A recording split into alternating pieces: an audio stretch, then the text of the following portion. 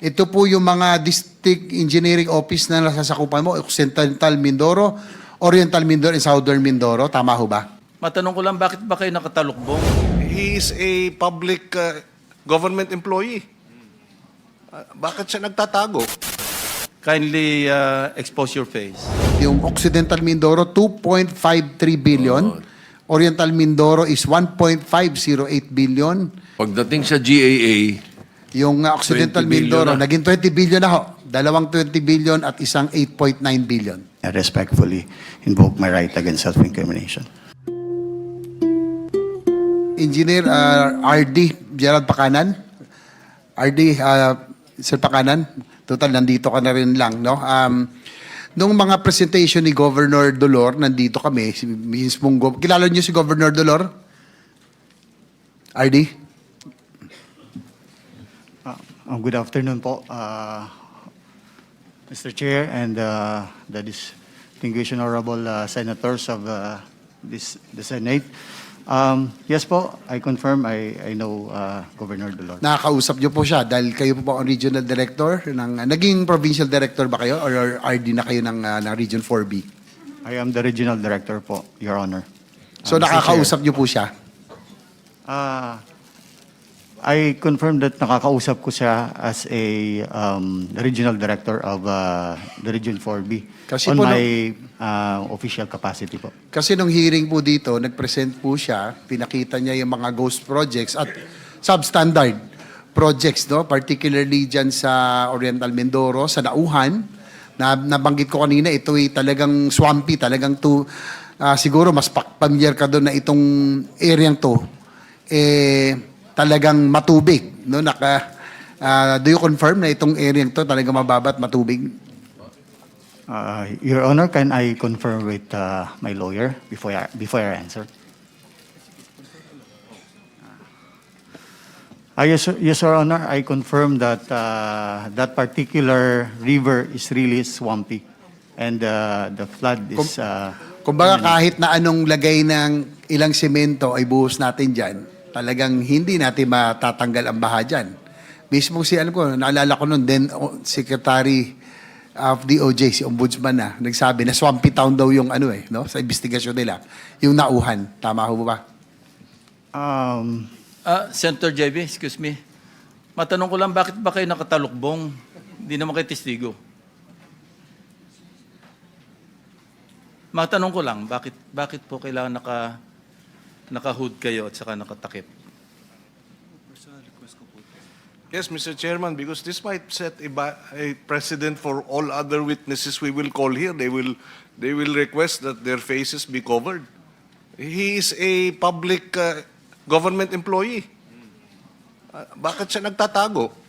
and a resource person, not a witness. That was the question I was raising kanina, Mr. Chair. Hindi pala tayo nagkaintindihan. Bakit na nakatakip yung mukha ni Ginoong Pakanan? Akala ko naman, si Maria sa si Joy.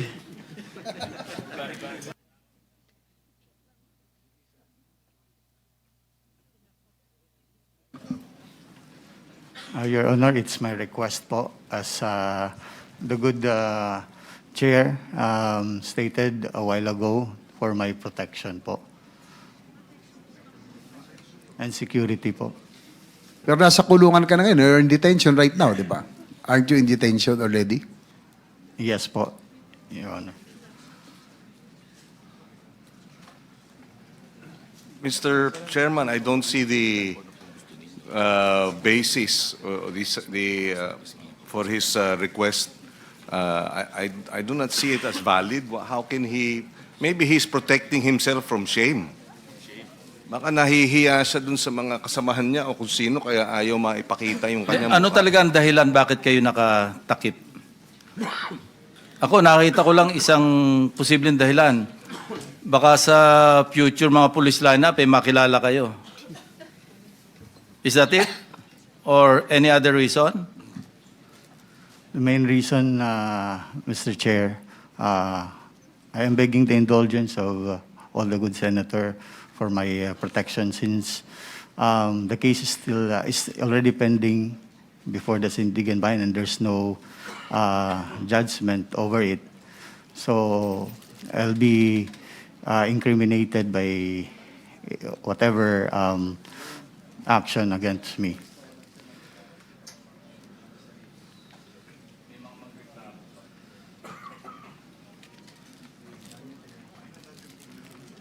So, natatakot ka na baka ito, public hearing, meron makakilala sa'yo at magreklamo pa laban sa'yo dahil nakilala ka? Ganun ba yun? No, Your Honor. In fact, Your Honor, andito po ako to honor your Yeah, subpoena. I know that. Opo. Ang tanong namin, hindi yung presence mo, bakit ka tama si Senator Pangilinan, ano? It could set a bad precedent. Baka lahat ng witnesses namin, resource person, nakatalukbong. At hindi namin papayagan, unfair yun.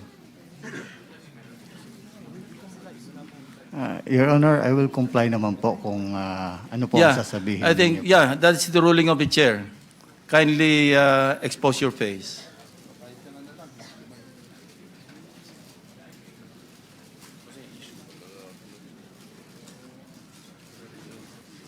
Please continue, Senator JB. Thank you, Mr. Chair. Gaya na kanina sabi ko, RD, no? RD Pakanan. Nagpunta rito si Governor Bons Dulor, may presentation siya. Pinakita niya yung mga substandard at ghost projects doon sa region, or sa kanyang probinsya. At nagkausap daw kayo dahil yung kanyang ito nireklamo. Ang sabi mo raw kay Governor Dulor ay merong kasing porsyento na napupunta sa taas kaya nagiging ghost project o naging substandard ang ilang proyekto sa iyong nasasakupan. Tama ko ba yun?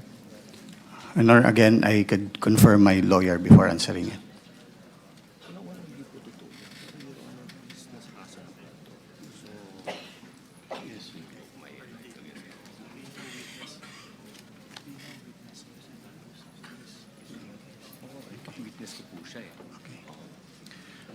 Your Honor, with the guidance of my lawyers, first, hindi po totoo yun.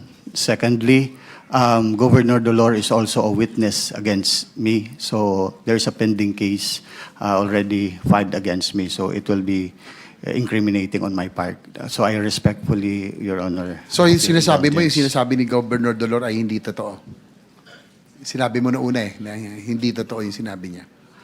Your Honor, again, I am invoking my constitutional right, respectfully invoking my constitutional right. So yung sinabi niya na sinabi mo raw na may 25% na napupunta sa taas, 5% para sa parking fee at 12% na iba pang nadadaanan para sa proyekto. So ibig sabihin 42% na ang napupunta sa kickback sa yung region, 48% na lang naititira sa project mismo. So yan yung kanyang computation na nanggaling daw sa'yo. Sagutin, siguro pwede mo sagutin ito. Nasa sa'yo yan. Pero yan ang kanyang nilahad na nangyayari kaya nagkakaroon ng ghost at mga substandard projects doon po sa Oriental Mindoro.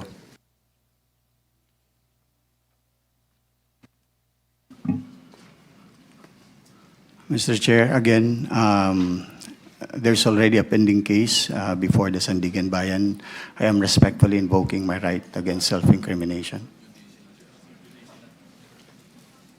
Okay. But anyway, you can continue to refuse, no? Kasi, pero sabi mo nga sub judice na yan, pero gusto ko lang tanungin, dahil ito yung nanggaling po kay Governor Dolor at sinasabing ito po yung alam nyo, no?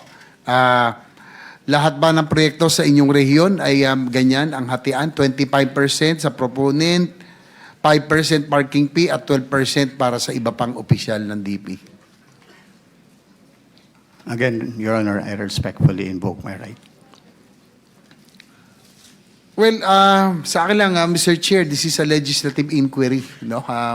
I just don't know kung talagang sub judice po ito. Pero we want to find out the modus. In the same manner that nung una pong sumalang ang district, First District of Engineering District ng Bulacan, inalam natin yung modus at yung proseso para malaman natin na hindi na ito maulit.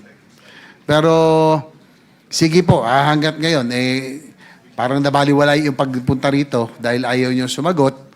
Pero just the same, para lang alam ng publiko na ito ay nanggaling sa gobernador mismo ng Oriental Mindoro at sinabi na ito po ang modus na nangyari. Kaya nagkaroon ng maraming substandard projects doon po sa kanyang lugar.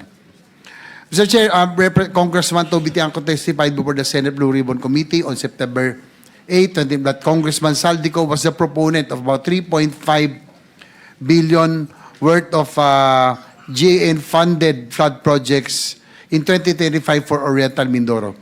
Lumabas na naman sa balita na halos SunWest at Hi-Tone ni Saldico ang kontraktor ng mga proyekto sa probinsya ng Oriental Mindoro. Sa mga nalalaman natin na mga modo sa Bulacan Engineering District, gusto ko lang tanungin kung may direct po ba kayong linya, RD Gerard Pacanan, kay Congressman Saldico para maipasok ang mga project sa region nyo. Dahil kayong RD, nasabi nyo na rin kanina, na bilang inyong, dahil kayo po ay on official capacity, nakakausap nyo yung mga kailangan makausap dyan. So nakakausap nyo ba't meron ba kayong direct ng linya kay Congressman Saldico? Your Honor, again, Saldico is also an accused and there's a pending case. So I respectfully invoke my right against self-incrimination. Pero po yung SunWest Corporation at yung pong Hi-Tone Construction Corporation, ito po ang majority na nakakuha ng proyekto sa inyong region. No, ilang bilyon po ang kanilang nakuha mga proyekto na na-identified na kung di substandard ay ghost. So, pamilyar ka ba sa Hi-Tone Corporation, Construction Corporation at SunWest Corporation? Again, Your Honor, those construction firm are also subject of the case. And again, I respectfully invoke my right against self-incrimination. Anyway, Mr. Chair, kaya ako po tinatanong to, no? Dahil gusto natin malaman kung ganito ba yung pare-parehong nangyayaring scheme. Ganito yung nangyari sa First Engineering District sa Bulacan. Ayaw lang sumagot ni RD Pacanan, pero kung ganito rin sa Mindoro. At siguro, just for the record, Mr. Chair, may ilang distrito na biglang lumobo from the NEP. For example, Occidental Mindoro, yung pong NEP nila ng 2025, 2.533 billion. Yung GAA, naging 20.99 billion. So, almost 17.5 billion ang inangat. Yung Oriental Mindoro, from 1.5 billion NEP 2025, yung GAA po, naging 20.795 billion. So, halos from 1.5 billion to 20.7 billion. Ito pong nasasakupan. Meron pa, Southern Mindoro, from 1.4 billion, naging 8.999 billion. So, RD Pacanan, ito po yung mga district engineering office na nasasakupan mo, Occidental Mindoro, Oriental Mindoro, and Southern Mindoro. Tama ho ba? Yes, Mr. Chair. Do you confirm na ganito kalaki ang nilobon from National Expenditure Program na tagto 2.5 billion, 1.5 billion, naging more than 20 billion yung bawat distrito? Alam niyo ba ito? I cannot categorically confirm because I don't have the exact figure, Your Honor. I mean, Mr. Chair. So saan nangyari? Paano nyo hindi, pero alam nyo, ito yung inyong distrito, pwede nyo bang i-recall yan sa susunod? Subukan nyo po na, kung alam nyo po na ganun ang nilobo ng inyo pong mga distritong hawak, na ganun kalaki. Bakit ho ganun kalaki? Alam nyo, hindi ba kayo nagtataka na napakalaki? Buti kung, Mr. Che, kung nadagdagan lang ng halimbawa, 1.5 billion, nadagdagan ng ilang daang milyon, pero ito, from 1.5 billion to 20 billion. From 2 billion, 2.5 billion to 20.999 billion. Hindi ba kayo nagtaka? Bakit ganun? Mr. Chair, first po, kami DPWH po is just an implementing agency po. So, whatever funds po na nasa GAA, we will implement it po. Sige po. Ano Mr. yung... Chairman, Yes, bago our mo Senate President. bago mo iwanan, Senate President recognized. yes, bago mo iwanan yun. So sa NEP yan, Your Honor, sa NEP yung 1.something billion. Yes, Mr. Senate President, yung Occidental Mindoro, 2.53 billion. Oriental Mindoro is 1.508 billion. Southern Mindoro is 1.472 billion. Sa NEP yan. Sa NEP po. Apo. Okay, pagdating sa GAA, Yung Occidental 20 billion Mindoro, na. naging 20 billion na ho. Dalawang 20 billion at isang 8.9 billion. saan, anong year yan? 2025. Oh, ito nga, itong last year's budget. Ang tanong, saan nangyari yan? Sa GAB ng House, sa GAB ng Senate, o sa BICAM? Would the DPH be able to answer that? You were Secretary of DPWH then, former Secretary Bonoan. So yung NEP, alam mo yung NEP, yun yung, Yes, yes. no? Oh, saan nangyari na pagdating sa iyo sa GAA, 20 billion na yung mga proyektong yun? Yes, Your Honor, we noted that actually, that after the GAA has been passed, actually, yun ang allocation nila. So yung nga, insertion, ano? Congressional BICAM. insertion. Would you know kung sa BICAM o kung saan nangyari yan? It's small, sa akin lang, Mr. Chair, I think because when we presented the budget sa NEP to House, nakapasa. Pumunta kami sa Senate, NEP pa rin po yung pinasa namin. Yun pa rin. Yung pa rin, nakapasa. But So then sa after the BICAM, ganun na po yung ano. Sa BICAM na dagdag. Ayun. Ayun ang what we were trying to prevent from happening in 2026 and in the future. Thank you, Mr. Chairman. Thank you, Mr. Chair. Senator Senate JV, President. ano lang, makabat in lang, and I'd like to get the opinion of the DOJ. RD Pacanya, if you think your testimony will be indispensable to convict the more guilty personalities, have you considered applying to be a witness? And I'd like to get the opinion of the DOJ kung too late na ba si Gerard Pacanya to apply kasi nasa korte na yung kanyang kaso.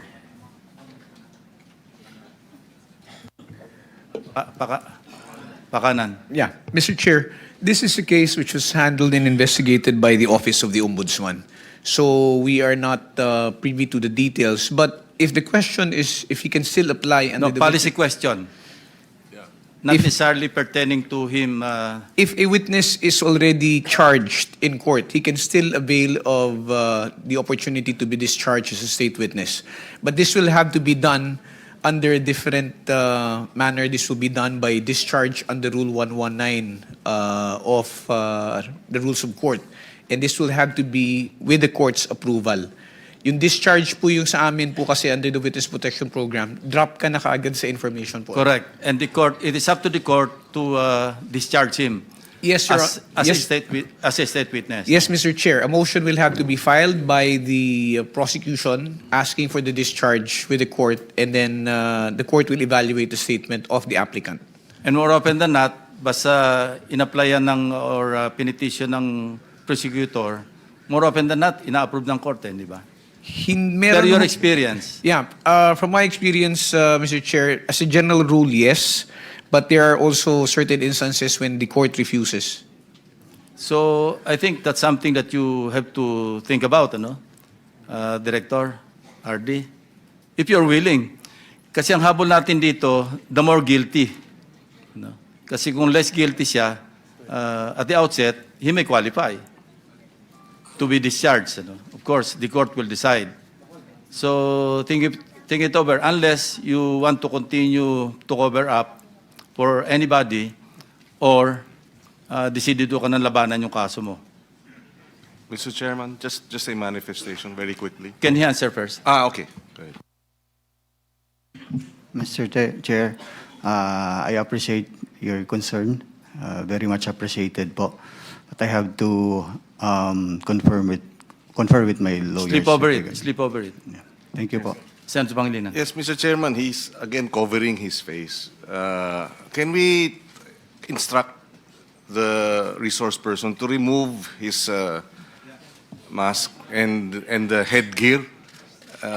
Let's respect the Senate, not the senators. The Senate is an institution. Thank you. Maraming salamat. Thank you, Mr. Chair, if I may continue. Tanong ko lang, no, since this is in aid of legislation, ang notorious talaga na nalaman natin talaga yung first engineering district sa Bulacan and itong Region 4B under Pakanan. Siguro, tanong ko lang kay Yusek Bernardo, ito bang, kasi may mga ilang distrito na nabanggit ko, no, titignan mo, ang lilit nung NEP nila, biglang lolobo. No? May nangyari sa Sibuyan, meron din sa ibang probinsya, na mukhang doon nagkaroon ng parking na tinatawag. So, pareho-pareho ba itong scheme na ito nangyari doon in selected districts no, na talagang lumobo? Ganito rin ba nangyari? At nandito ba yung mga substandard and ghost projects?